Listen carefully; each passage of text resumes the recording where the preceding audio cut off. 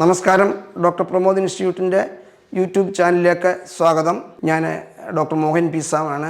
ഇന്ന് നമ്മൾ കാണാൻ പോകുന്നത് ഈ 60 വയസ്സുള്ള അദ്ദേഹത്തിന് മൂത്രത്തിനകത്തുള്ള തടസ്സമുണ്ടായിരുന്നു. അപ്പം 2-3-4 വർഷമായിട്ട് ഈ തടസ്സമുണ്ട്. അന്നേരം പെട്ടെന്ന് ഏതെങ്കിലും ഒരു അടുത്തുള്ള ഡോക്ടറെ കാണിക്കുമ്പോൾ കുറച്ച് മരുന്ന് കഴിക്കുമ്പോൾ ആ അസുഖം പെട്ടെന്നൊന്ന് കുറേയും കംപ്ലീറ്റ് ആയിട്ട് മാറിയില്ലെങ്കിലും ആശ്വാസം ഉണ്ടാകും. അങ്ങനെ പല പ്രാവശ്യം പല സ്ഥലത്തും ഇങ്ങനെ കാണിച്ച് എന്നാൽ ഇതിനൊരു ശാശ്വത പരിഹാരം എന്താണെന്ന് ആലോചിച്ചിട്ട് അങ്ങനെ ആണ് നമ്മുടെ ഹോസ്പിറ്റലിൽ എത്തുന്നത്.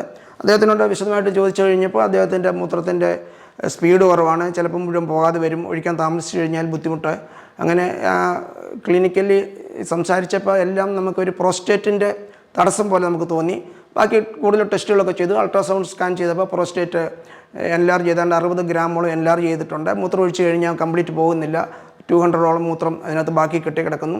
അപ്പോൾ ബാക്കി ടെസ്റ്റുകളെല്ലാം ചെയ്ത് പ്രോസ്റ്റേറ്റ് എൻലാർജ്മെൻ്റ് ആണെന്നും ഈ തടസ്സത്തിൻ്റെ കാരണമെന്ന് നമ്മൾ കണ്ടുപിടിച്ചു. അന്നേരം അദ്ദേഹത്തോട് സംസാരിച്ചപ്പോൾ ഒരു ശാശ്വത പരിഹാരം മതി, മരുന്നിനോട് കഴിക്കാൻ പുള്ളിക്കിനി താല്പര്യമില്ല എന്നുള്ള രീതിയിൽ സംസാരിച്ചു. അപ്പോൾ നമ്മൾ ശാശ്വത പരിഹാരം എന്ന നിലയിൽ TURP പ്രോസ്റ്റേറ്റിൻ്റെ ഇപ്പോഴത്തെ ഏറ്റവും ലേറ്റസ്റ്റ് ഗോൾഡ് സ്റ്റാൻഡേർഡ് എന്ന് വേണമെങ്കിൽ പറയാം. TURP എന്ന് പറയുന്ന ഓപ്പറേഷനാണ്. സാധാരണ പല ഹോസ്പിറ്റലും ചെയ്യുന്ന ഒരു പ്രൊസീജിയറാണ് ഇന്ന് നമ്മൾ കാണാൻ പോകുന്നത്. അദ്ദേഹത്തിന് നമ്മൾ ആദ്യം ഈ ടെസ്റ്റുകളെല്ലാം ചെയ്തതിന് ശേഷം ഹാർട്ടിൻ്റെ ബാക്കി ചെക്കപ്പ് എല്ലാം ചെയ്യും. അനസ്തീഷ്യ കാണിച്ച് കഴിയുമ്പോൾ അനസ്തീഷ്യ കൊടുത്തതിന് ശേഷം നമ്മളൊരു സിസ്റ്റോസ്കോപ്പ് വെച്ചിട്ട് ആദ്യം പ്രോസ്റ്റേറ്റിൻ്റെ സൈസ് നമ്മൾ അസസ് ചെയ്യും. അൾട്രാസൗണ്ടിനകത്ത് 60 ഗ്രാംസ് എന്ന് പറഞ്ഞാലും ചിലപ്പോൾ അത് കംപ്ലീറ്റ് കറക്റ്റ് ആകണമെന്നില്ല, ചിലപ്പോൾ അത് ചെറിയ വേരിയേഷൻസ് ഒക്കെ വരും. അപ്പോൾ നമ്മൾ ഈ സിസ്റ്റോസ്കോപ്പ് വെച്ചിട്ട് മൂത്രക്കൊഴലിനകത്തൂടെ പ്രോസ്റ്റേറ്റ് ആ ഏരിയ നോക്കിയിട്ട് ബ്ലാഡറിലൊക്കെ നോക്കി ബ്ലാഡറിൽ എന്തെങ്കിലും ചേഞ്ചസ്, അതായത് കുറേ നാളായിട്ട് ഈ അസുഖം ഉള്ളതുകൊണ്ട് ചിലപ്പോൾ ബ്ലാഡറിൽ എന്തെങ്കിലും ചെറിയ ചേഞ്ചസ്, ബ്ലാഡറിൻ്റെ കപ്പാസിറ്റി കൂടുതലായിരിക്കും, ചിലപ്പോൾ ബ്ലാഡറിൻ്റെ കൺട്രാക്ഷൻ ചുരുങ്ങുന്ന പവറൊക്കെ കുറഞ്ഞു കാണും. അങ്ങനെയൊക്കെ എന്തെങ്കിലും ഉണ്ടോ എന്നുള്ളത് ഈ സിസ്റ്റോസ്കോപ്പ് ചെയ്ത് നോക്കുമ്പോൾ അറിയാം. നോക്കി കഴിഞ്ഞ് കഴിഞ്ഞാൽ നമ്മളിത് പ്രോസ്റ്റേറ്റ് ആണെന്നുള്ളത് കൺഫേം ചെയ്തിട്ട് വേറെ കോംപ്ലിക്കേഷൻസ് ഉണ്ടോ എന്ന് നോക്കിക്കഴിഞ്ഞതിന് ശേഷം നമ്മൾ റിസെക്ടോസ്കോപ്പ് വെച്ചിട്ട്, ഇതാണ് നമ്മുടെ റിസെക്ടോസ്കോപ്പ്, ഇത് വെച്ചിട്ടാണ്, ഇതാണ് ഏറ്റവും സേഫായിട്ടുള്ള ഒരു ഓപ്പറേഷൻ പ്രോസ്റ്റേറ്റിനുള്ളത്.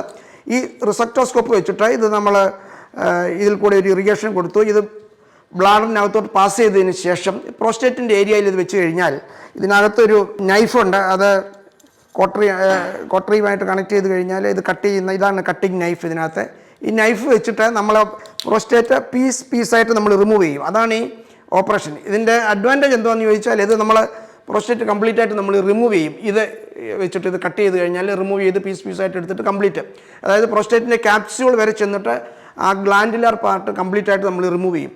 ആ സമയത്ത് നമ്മൾ കാണുന്ന ഇടയ്ക്ക് ചില ബ്ലീഡിംഗ് ഒക്കെ ഉണ്ടെങ്കിൽ ഇത് വെച്ച് തന്നെ നമുക്കത് കോട്ടറൈസ് ചെയ്യാൻ പറ്റും. കംപ്ലീറ്റ് കോട്ടറൈസ് ചെയ്തതിന് ശേഷം ഈ ബിറ്റ്സ് കട്ട് ചെയ്യുന്നതെല്ലാം ബ്ലാഡറിലോട്ട് പോകുന്നത് കംപ്ലീറ്റ് വാഷ് ചെയ്തെടുക്കും. അങ്ങനെ ബിറ്റ്സും വാഷ് ചെയ്ത് ബ്ലീഡിങ് എല്ലാം കംപ്ലീറ്റ് നിർത്തി കഴിഞ്ഞാൽ നമ്മൾ ഈ സ്കോപ്പ് എടുത്തതിന് ശേഷം ഒരു കത്തീറ്റർ വയ്ക്കും. കത്തീറ്റർ 24 hours ചിലപ്പോൾ 48 hours ആ ബ്ലീഡിങ് കംപ്ലീറ്റ് നിൽക്കുന്നിടം വരെ വയ്ക്കും. അതിനുശേഷം 3rd day സാധാരണ ഈ കത്തീറ്റർ റിമൂവ് ചെയ്ത് കഴിഞ്ഞാൽ patient all back to normal എന്ന് പറയാം. സാധാരണ ചെറുപ്പത്തിൽ ഒഴിക്കുന്ന പോലെ തന്നെ നല്ല ശക്തിയായിട്ട് വണ്ണത്തിൽ മൂത്രം ഒഴിക്കുകയും പേഷ്യൻ്റ് പിന്നെ ബാക്കി ഒരു ചെക്കപ്പ് മാത്രം ആവശ്യമുള്ളൂ. അതിനുശേഷം പിന്നെ വേറെ ട്രീറ്റ്മെൻറ്റൊന്നും ഇതിൻ്റെ ആവശ്യമില്ല. നന്ദി.